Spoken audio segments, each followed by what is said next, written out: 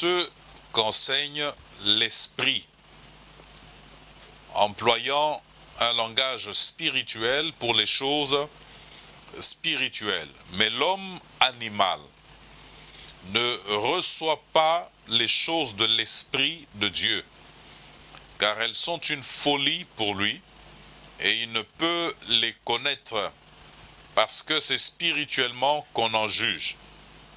L'homme spirituel, au contraire, juge de tout, et il n'est lui-même jugé par personne. Car qui a connu la pensée du Seigneur pour l'instruire? Or nous avons la pensée de l'Esprit. Pour moi, frères, ce n'est pas comme à des hommes spirituels que j'ai pu vous parler, mais comme à des hommes charnels, comme à des enfants en Christ. Je vous ai donné du lait, non de la nourriture solide, car vous ne pouviez pas la supporter. Et vous ne le pouvez pas même à présent, parce que vous êtes encore charnel. En effet, puisqu'il y a parmi vous de la jalousie et des disputes, n'êtes-vous pas charnel et ne marchez-vous pas selon l'homme? N'est-ce pas? Donc l'homme charnel, il marche selon l'homme. Retenons ça, regardons un texte supplémentaire. Hébreux chapitre 5 et le verset 14. Plutôt nous allons lire du verset 11 au verset 14. Il est écrit ceci. Nous avons beaucoup à dire là-dessus et des choses difficiles à expliquer, parce que vous êtes devenus lents à comprendre. Vous, en effet, qui depuis longtemps devriez être des maîtres, vous avez encore besoin qu'on vous enseigne les premiers rudiments des oracles de Dieu. Vous en êtes venus à avoir besoin de lait et non d'une nourriture solide. Or, quiconque en est au lait n'a pas l'expérience de la parole de justice, car il est un enfant. Mais la nourriture solide est pour les hommes faits, pour ceux dont le jugement est exercé, par l'usage à discerner ce qui est bien et ce qui est mal. Alors la fois passée, nous sommes en train de parler de l'homme nouveau, et nous sommes en train ensemble de voir d'un côté le vieil homme, n'est-ce pas, et de l'autre côté l'homme nouveau. Aujourd'hui nous allons nous asseoir un peu sur l'homme spirituel, mais avant cela nous allons revenir un peu en arrière pour nous rappeler les choses dont nous avons parlé la fois passée. Nous parlions de l'homme animal et de l'homme charnel. Bon, voilà, l'homme animal, il n'est déjà pas dans les choses de Dieu, n'est-ce pas? Il n'est déjà pas dans les choses de Dieu. Et quoi qu'il peut arriver que dans l'Église, il y en ait certains qui portent encore de grandes traces d'animalité, de ce caractère naturel en eux, parce que, souvenez-vous, et retenez qu'il y a dans l'Église les mal convertis. C'est peut-être une expression que vous n'avez pas encore entendue, mais c'est une réalité qui existe dans l'Église. Les mal convertis. C'est-à-dire une personne qui est mal convertie, c'est une personne qui a eu un certain contact avec les choses de Dieu, quoique il y a encore en lui beaucoup de mondanité, il y a encore en lui une grosse partie qui est dans le monde carrément. C'est pas comme le chrétien charnel qui lui s'est converti, mais qui, bon, voilà, laisse encore la chair se manifester ou vit encore dans la chair. Mais il y a ces personnes qui sont mal converties, n'est-ce pas? Elles sont mal converties. J'ai dit que la conversion, ça doit être une rupture entre l'ancienne vie, n'est-ce pas, plutôt avec l'ancienne vie, de manière à ce que nous puissions accéder à la vie nouvelle en Christ. Mais cependant, il arrive que plusieurs ne fassent pas une expérience authentique avec le Seigneur. Ils n'ont pas expérimenté une conversion authentique, n'est-ce pas? Cette conversion qui devrait les tirer, les transporter, comme nous l'avons déjà vu, du royaume des ténèbres pour les installer dans le royaume de Christ. Donc, il y a les mal convertis qui portent en eux encore beaucoup de cette part de l'homme naturel, de l'homme animal, n'est-ce pas? C'est pas étonnant de trouver dans l'église des personnes qui sont venues, qui ont chanté, qui ont écouté la parole de Dieu, et à un autre moment, ne rien manifester de chrétien, et être totalement étranger à ce qui est chrétien. Donc, c'est des choses qui peuvent arriver. Donc, il y a ces mal convertis, les chrétiens mal convertis, n'est-ce pas? C'est des chrétiens qui posent problème, n'est-ce pas? Qui exercent une forte lourdeur dans l'église du Seigneur. Donc, il y a cet homme naturel, l'homme animal, n'est-ce pas? Il y a l'homme charnel. Il a donné son cœur au Seigneur, mais il continue de se conduire selon la chair. Parce qu'il y a de l'ignorance, d'abord, parce que l'homme nouveau en lui ne s'est pas encore suffisamment développé, n'est-ce pas? L'homme nouveau est encore vraiment au tout début de son processus d'évolution, de croissance. Donc, il y a l'homme animal, il y a l'homme charnel, n'est-ce pas? L'homme charnel, nous l'avons vu la fois passée, c'est cet homme nouveau qui est appelé à se développer, parce que, souvenez-vous, que nous sommes appelés à atteindre la stature parfaite de Christ, n'est-ce pas? Ça, c'est la dimension de maturité, n'est-ce pas? Nous atteignons la maturité. Nous avons atteint la stature parfaite de Christ. Je disais la fois passée qu'il y a des niveaux différents de croissance et de maturité chrétienne. Voilà, l'homme charnel, c'est encore un enfant. Nous avons dit qu'il en est encore au lait. Il n'a pas l'expérience de la parole de Dieu, n'est-ce pas? Il n'a pas l'expérience de la parole de Dieu. Il n'est pas encore suffisamment aguerri. Il ne sait pas faire la différence toujours entre ce qui est bien et ce qui est mal.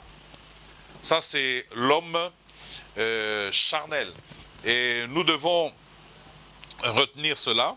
C'est important. Et parce qu'il est charnel, il a besoin de lait spirituel. Ne vous y trompez pas, souvenez-vous que les informations spirituelles que nous recevons nous sont utiles dans la mesure où nous avons atteint ce niveau-là.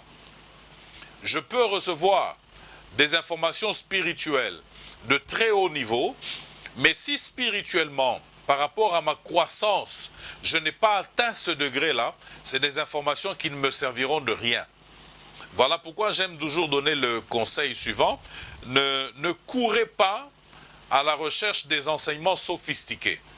Ne courez pas à la recherche des vérités de très haut niveau. Parce que oui, vous pouvez les avoir. Oui, vous pouvez percevoir qu'elles sont des vérités de haut niveau, mais elles peuvent ne pas vous servir parce que spirituellement, vous n'avez pas atteint ce niveau-là. Spirituellement, vous n'êtes pas encore en mesure de digérer ces vérités et d'en tirer les nutriments et l'alimentation qu'il faut pour votre esprit, étant donné le niveau où vous êtes arrivé. Voilà, donc l'homme charnel, il est donc au niveau du lait spirituel. 1 Pierre chapitre 2, le verset 2 justement nous enseigne que nous devons désirer le lait spirituel pur de la parole de Dieu. désirez le lait spirituel et pur de la parole de Dieu. N'est-ce pas? Et 1 Corinthiens 3, le verset 2 que nous avons lu tout à l'heure, nous renseigne aussi que l'homme charnel, n'est-ce pas? Bon, il est déjà dans l'homme nouveau. Il y a déjà en lui l'homme nouveau. L'homme nouveau est existant, mais il y a une grosse part de chair. Il est encore enfant. Il faut qu'il se développe pour atteindre la maturité. La question alors serait est-ce qu'il y a une différence entre un homme spirituel et un chrétien mature? Est-ce que être spirituel veut dire forcément avoir atteint la stature parfaite de Christ? Non, on peut ne pas encore avoir atteint la stature parfaite de Christ, mais on est, comme j'aime bien le dire, j'aime bien cette expression que je vais vous traduire, que je vais expliquer, cette expression française qui dit, on est en tension, n'est-ce pas, vers la croissance, vers la maturité et vers la spiritualité. Nous ne sommes pas encore arrivés, mais nous tendons vers cela. Nous sommes dirigés vers cela. Nous nous orientons vers cela. Et nous sommes en train de travailler à parvenir à cela. N'est-ce pas? Il en est aux ABC, aux fondamentaux. Aujourd'hui, quand on dit à une personne, va dans la classe d'affermissement, elle a l'impression que vous l'avez rabaissée. Vous l'avez dégradée parce qu'elle en sait déjà une bonne partie. Non, non, vous pouvez avoir... Le problème n'est pas avoir beaucoup d'informations. Le problème, c'est d'avoir les informations qui correspondent à votre niveau de croissance. C'est ça le vrai problème. Avoir les informations qui correspondent à votre niveau de croissance. Bon, ce n'est pas parce que j'ai fait longtemps dans une église que je suis mûr ou que je suis devenu spirituel. Non, non. Non, non, ça c'est une fausse idée. Je peux avoir fait longtemps dans une église, mais je reste charnel, je reste un enfant. C'est cela la question. Voilà pourquoi je voulais aussi nous exhorter, en passant, et nous dire que ce n'est pas forcément un avantage, parce qu'il y en a qui font le tour des chaînes de télévision, en train de suivre les prédications. Il y en a qui font le tour des églises, à la recherche des prédications, à la recherche des émotions fortes, à la recherche des sensations fortes. Non, non, ce n'est pas forcément la meilleure des choses à faire, bien-aimés. Là où Dieu vous a placé, prenez racine et recevez ce qui vous est donné parce que c'est ça qui correspond à votre niveau de croissance, à votre degré de croissance. C'est ça qui vous correspond. Ne courez pas, ne cherchez pas à courir en quête de sensations fortes, en quête d'émotions, n'est-ce pas? Alors, l'homme nouveau, il est d'abord spirituel, n'est-ce pas?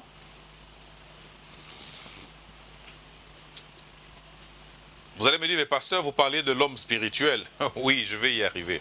L'homme nouveau, il est créé selon Dieu. Ça, c'est la première des choses. Il est créé selon Dieu et il est appelé à se renouveler. Il est créé selon Dieu. L'homme nouveau, il est créé selon Dieu. N'est-ce pas?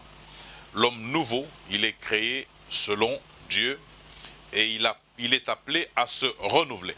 Se renouvelant, n'est-ce pas? Il devient spirituel, n'est-ce pas? Il acquiert ce côté spirituel. Il mûrit, il se développe. L'homme nouveau se développe, il est créé selon Dieu, Éphésiens 4, 24 et Colossiens 3, le verset 10. N'est-ce pas?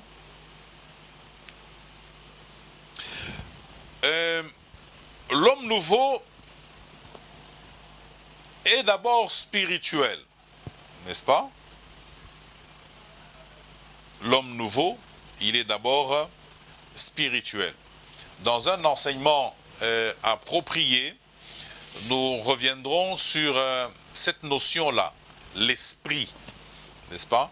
Non pas au sens du Saint-Esprit, mais au sens de l'esprit de l'homme en lui. remarquez dans la littérature de Paul qu'il fait beaucoup allusion à l'esprit au sens de son esprit, n'est-ce pas? Il fait beaucoup allusion à cela. Et voilà, l'homme nouveau est d'abord esprit, il est d'abord spirituel, n'est-ce pas? Je dis donc, et je le répète, que dans un enseignement approprié, nous reviendrons sur ces dimensions-là, n'est-ce pas? L'homme, esprit, n'est-ce pas? L'esprit de l'homme, n'est-ce pas?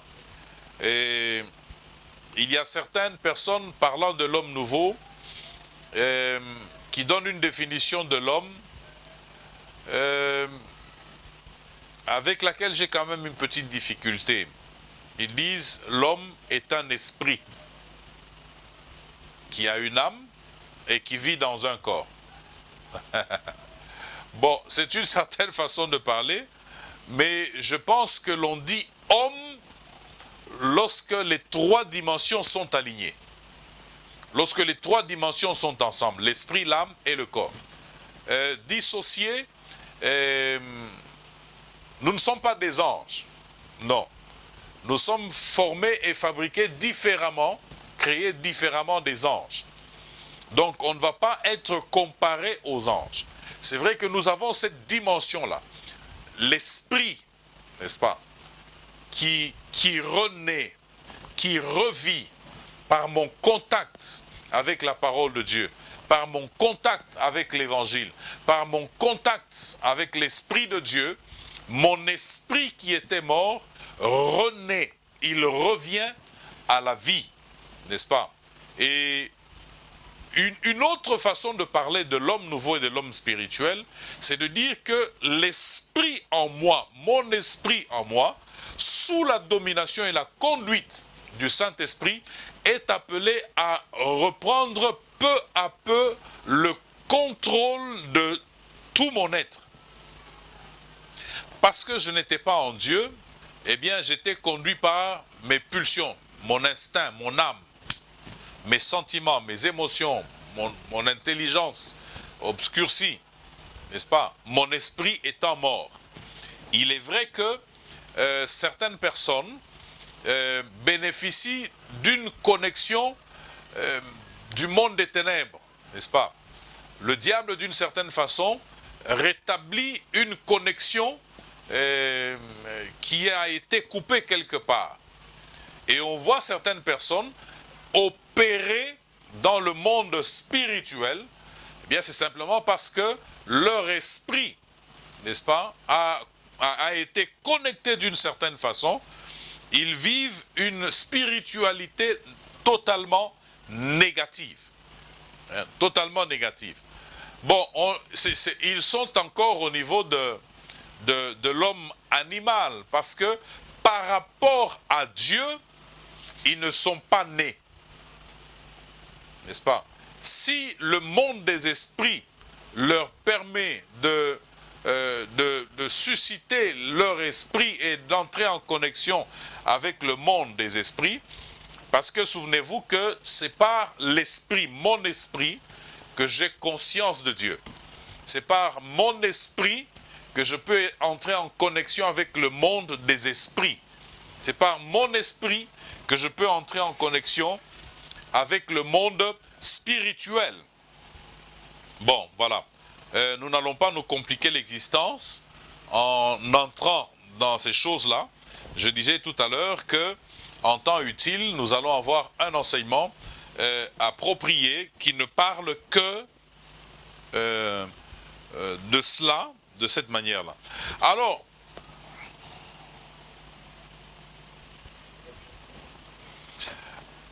l'homme nouveau, il se renouvelle dans la connaissance, nous l'avons dit tout à l'heure, selon l'image de celui qui l'a créé.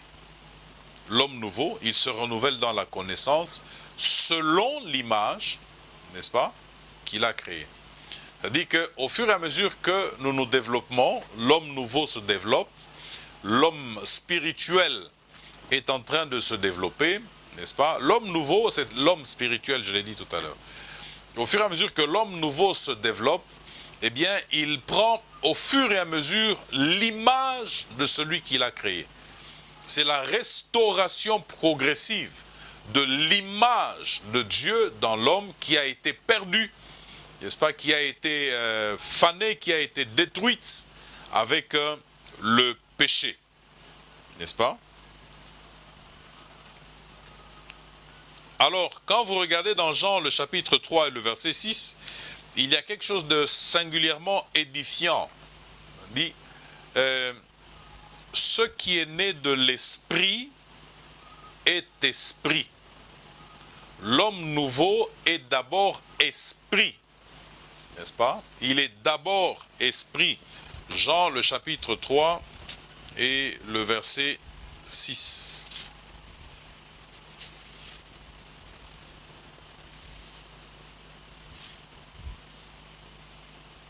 Il est dit, ce qui est né de la chair est chair, et ce qui est né de l'esprit est esprit. N'est-ce pas? L'homme nouveau, il est d'abord esprit. Ça, c'est fondamental. Tout celui qui est né de l'esprit de Dieu, il est d'abord esprit. Et c'est cette dimension qu'il doit pouvoir cultiver et développer en lui. Il est esprit. Tout celui qui a accepté Jésus comme Seigneur et Sauveur, il est né de l'esprit, n'est-ce pas? Donc, il est esprit. Ça, ce n'est pas quelque chose que nous inventons. C'est la Bible qui nous l'enseigne. Jean 3, le verset 6. Il est esprit, n'est-ce pas? Et je disais justement que en temps utile, on reviendra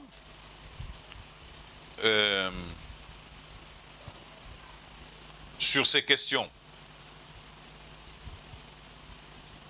Alors, venons à la lecture que nous avons faite tout à l'heure et touchons un mot en clair sur l'homme spirituel.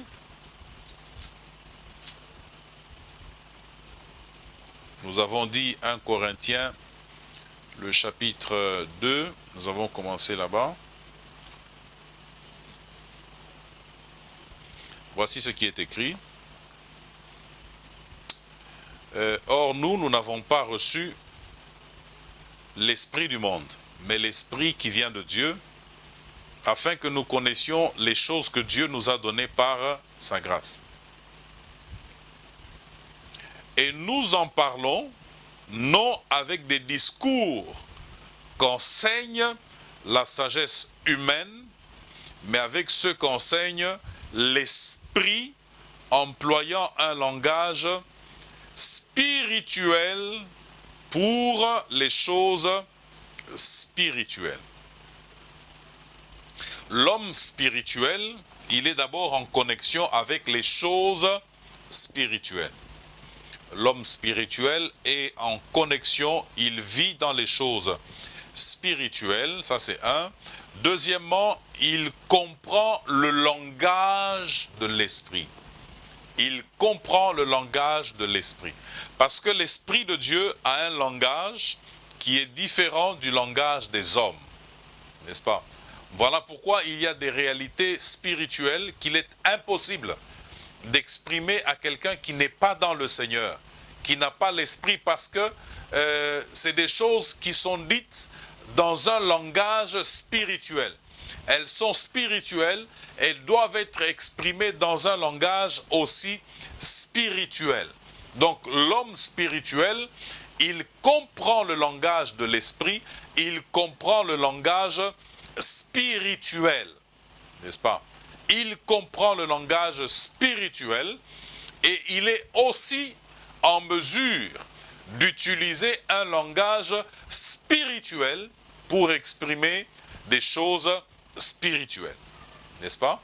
Nous n'avons pas quitté la terre, nous sommes dans le quotidien, dans notre vie de tous les jours, n'est-ce pas? Et c'est dans notre vie de tous les jours que nous devons mettre ça. L'homme spirituel donc, il est dans les choses spirituelles, il comprend le langage de l'esprit, donc il comprend le langage spirituel. N'est-ce pas? Il comprend le langage spirituel. N'est-ce pas? Il est dit au verset 15 que l'homme spirituel, au contraire, juge de tout.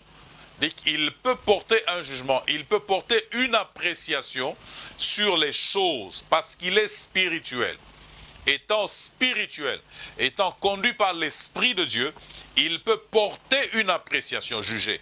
Il peut porter une appréciation. Juger ne veut pas dire, voilà, toi tu vas en enfer, toi tu vas au ciel. Non, c'est pas ça. Mais il peut porter, on ne juge pas. Le seul qui a le pouvoir de juger les hommes, c'est Dieu.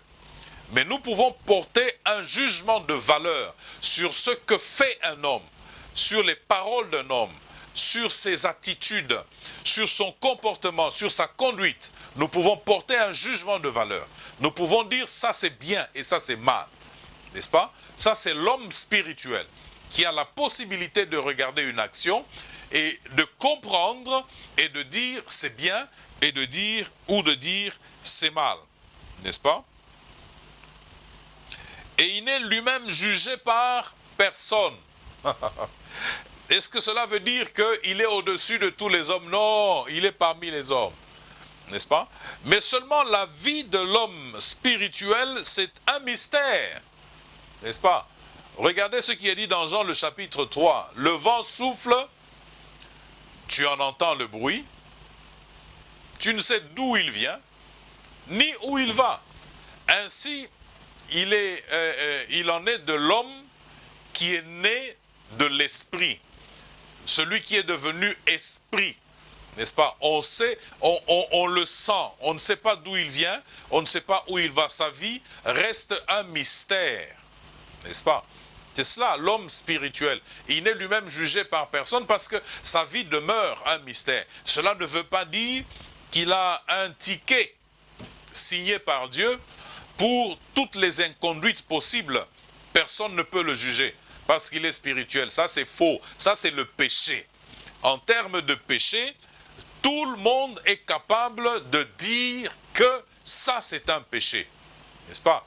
Ce n'est pas, non, voilà, moi je suis spirituel, personne ne peut me juger.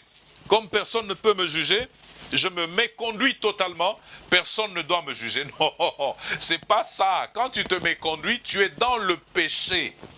Nous avons la responsabilité, nous avons le devoir de te dire, tu es dans le péché, tu es en train de te détruire et tu es en train de détruire les autres, n'est-ce pas? Mais voilà, en dehors de la question du péché, la vie d'un homme spirituel doit demeurer un mystère, n'est-ce pas? Il est né de l'esprit. Tu le sens, tu le vois, mais tu ne sais pas d'où il vient, tu ne sais pas où il va. Et voilà, nous ne creusons pas là-bas. Voilà, l'homme spirituel, regardons le parallèle dans Hébreux, le chapitre 5, 11 à 14. Nous regardons plutôt vers la fin, il est dit, mais la nourriture solide, 14, est pour les hommes faits, pour ceux dont le jugement est exercé par l'usage à discerner ce qui est bien et ce qui est mal. N'est-ce pas? Alors, l'homme spirituel, n'est-ce pas, a pour nourriture, lui est nourri par la nourriture solide. C'est un homme qui est en mesure de gérer des vérités spirituelles d'un certain niveau. Voilà, qu'est-ce que je dis là? Où est-ce que nous sommes? Le verset 13, il est dit, « Or quiconque en est au lait n'a pas l'expérience... » non, nous remontons au verset 11. « Nous avons beaucoup à dire là-dessus et des choses difficiles à expliquer parce que vous êtes devenus lents à comprendre. » N'est-ce pas? Vous, en effet, qui depuis longtemps devriez être des maîtres, vous avez ainsi de suite. Donc, des choses difficiles à expliquer. Il y a des vérités bibliques, il y a des vérités de la parole de Dieu qui ne sont pas accessibles à tous, non pas dans le sens que c'est caché, non, ce n'est pas caché, non pas dans le sens que il faut être initié pour les saisir, non pas dans ce sens-là, mais dans ce sens que c'est des vérités qui ne peuvent être captées que par celui qui est spirituel, parce qu'il est en mesure de gérer des vérités d'un certain niveau. Il est en mesure de gérer de la nourriture solide. N'est-ce pas? J'entendais dernièrement le débat. Voilà, Dieu, il est amour, il est notre Père. Dieu ne peut pas vouloir notre souffrance. Dieu ne peut jamais nous conduire à notre souffrance. Le Dieu que nous prions, ce n'est pas le Dieu de l'Ancien Testament qui était fâché, qui pouvait frapper. Voilà. Ça, c'est le langage de quelqu'un qui n'a pas compris que ce Dieu-là, qui est notre Père, nous châtie aussi. Ça, c'est Hébreu qui le dit au chapitre 12. N'est-ce pas? Donc, l'enfant ne voit que le côté bon de Dieu. Dieu, pour lui, Dieu n'est que bonté. Il n'envisage jamais que Dieu puisse le faire passer par des choses compliquées. N'est-ce pas? Mais la vie chrétienne n'est pas que bonheur, plaisir, n'est-ce pas? La vie chrétienne, c'est aussi les épreuves. La vie chrétienne, c'est aussi le brisement, n'est-ce pas? Je vais le dire à la conclusion. On ne parvient pas à la spiritualité sans brisement, n'est-ce pas? C'est tout un chapitre, le brisement. Justement parce que nous parlons du brisement. Comment est-ce que nous allons quitter l'homme charnel pour devenir l'homme spirituel? Comment est-ce que la chair va nous quitter? N'est-ce pas? La chair, elle ne disparaît définitivement qu'à la mort. Ou au retour de Jésus, si Jésus nous trouve encore sur cette terre. C'est alors que la chair disparaîtra définitivement. Mais tant que nous sommes sur la terre, elle est toujours présente. Et il suffit que nous puissions la nourrir un peu pour qu'elle reprenne de la vigueur et qu'elle nous tire très loin de Dieu. Maintenant, comment est-ce qu'on quitte cette étape de l'homme charnel pour devenir un homme spirituel? Comment est-ce que l'on quitte cette étape? Quel est le procédé? Oui, c'est vrai, la parole de Dieu, le contact avec la parole de Dieu, l'habitude de la parole de Dieu, oui, c'est vrai. Le contact avec Dieu, oui, c'est parfait, c'est cela, mais surtout le brisement, n'est-ce pas? Le brisement, c'est tout un chapitre, je l'ai dit tout à l'heure, c'est ce processus au travers duquel Dieu nous débarrasse de la chair, n'est-ce pas? Dieu nous débarrasse des scories de la chair, il nous dépouille du vieil homme. Le brisement, n'est-ce pas? C'est une étape fondamentale, une étape nécessaire à la vie chrétienne. Nécessaire quand nous voulons devenir des hommes spirituels, quand nous voulons que l'homme nouveau s'épanouisse, se développe pour atteindre la stature parfaite de Christ, nous avons nécessairement besoin de passer par le brisement. On appelle brisement ce processus, n'est-ce pas, par lequel Dieu nous dépouille du vieil homme, de la chair, n'est-ce pas? Et ça peut passer par des difficultés, ça peut passer par certaines épreuves, ça peut passer par le désert, n'est-ce pas? C'est ça, ça peut passer par le désert. Je passe par un désert et aujourd'hui, nous sommes dans un évangile où l'on ne voit que les aspects du salut, Jésus qui sauve, n'est-ce pas? On ne voit pas les aspects liés à Jésus qui est Seigneur. Jésus qui est Seigneur exige de nous des choses. Jésus qui est Seigneur, parce que Jésus est Seigneur, nous avons des obligations, des devoirs, n'est-ce pas? Par rapport à notre vie chrétienne et par rapport à notre Seigneur, n'est-ce pas? Parce que quand on dit Seigneur, on envisage quelque part des sujets.